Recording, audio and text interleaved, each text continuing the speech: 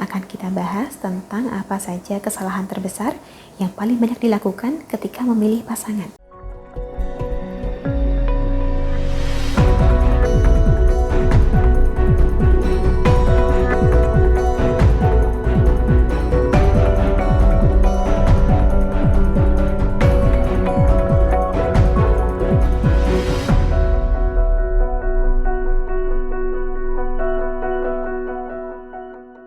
Salam Rahayu, dengan Dewi Sundari di sini. Apa kabar Anda?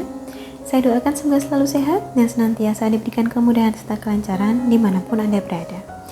Untuk Anda yang saat ini sedang mencari pendamping hidup, akan kita bahas tentang apa saja kesalahan terbesar yang paling banyak dilakukan ketika memilih pasangan. Tujuannya tentu saja supaya kita bisa belajar dari kesalahan tersebut dan memilih pasangan yang memang tepat untuk kita. Langsung saja, kesalahan pertama adalah memilih orang yang memiliki rencana hidup berbeda dengan harapan Anda bisa merubahnya. Contoh, Anda seorang wanita, bertemu seorang pria yang sudah jelas-jelas mendukung poligami. Sejak awal ingin punya banyak istri, tapi Anda tetap saja bersedia dipinang karena Anda mengira suatu saat akan bisa merubah keinginannya tersebut. Atau Anda seorang pria, bertemu seorang wanita yang pergaulannya bebas dan akrab dengan dunia malam. Tapi Anda tetap meminang wanita ini karena berpikir bahwa Anda bisa mengubahnya menjadi seorang istri yang santun, alim, dan penurut. Seringkali kita lupa bahwa yang bisa kita ubah adalah diri sendiri, bukan orang lain. Anda bisa menjadi seorang istri, Anda bisa menjadi seorang suami, tapi Anda bukanlah panti rehabilitasi. Tidak bisa kita mengubah seseorang hanya dengan kekuatan cinta.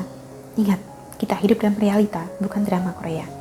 Memang ada orang yang bisa berubah kelakuannya setelah menikah, tapi jumlahnya tidak seberapa bila dibandingkan dengan mereka yang sampai kapanpun wataknya tetap sama. Itu kesalahan yang pertama. Kesalahan kedua adalah memilih seseorang yang terlalu banyak menuntut. Awalnya mungkin Anda merasa masih bisa memenuhi tuntutannya tersebut, tapi sampai kapan Anda bisa bertahan dengan tuntutan yang makin hari makin banyak dan besar?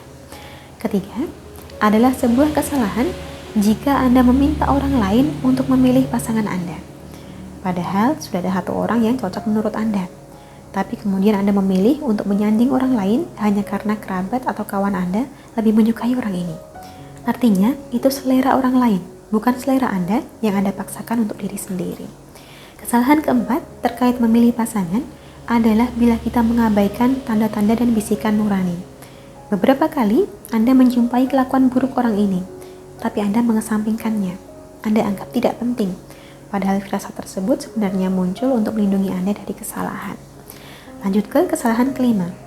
Jangan sekali-kali menikah dengan orang yang kelakuannya tidak bisa diterima, termasuk memukul, menyakiti, menghina, atau memarahi secara berlebihan.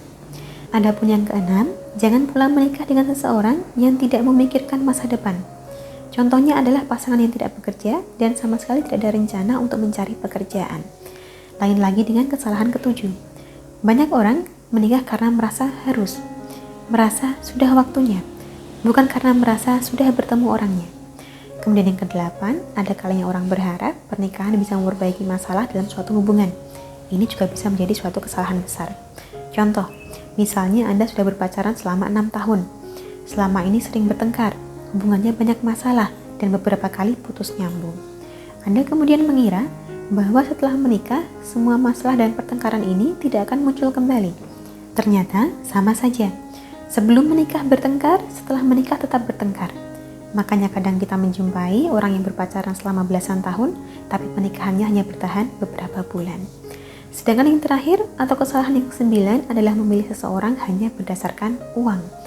Tidak sedikit orang yang mementingkan kemapanan dan menyesal belakangan, karena ternyata uang masih bisa diperjuangkan, sementara watak dan kecocokan tidak bisa diperjualbelikan. Anda datang ke toko manapun tidak ada yang menjual watak. Itulah kurang lebihnya 9 kesalahan terbesar yang sering dilakukan orang ketika memilih pasangan. Baiknya kita belajar dari kesalahan tersebut agar bisa dipertemukan dengan orang yang benar-benar tepat untuk kita. Akhir kata dari saya cukup sekian. Terima kasih banyak untuk Anda yang telah menyaksikan. Sampai jumpa di kesempatan selanjutnya dan salam Rahayu.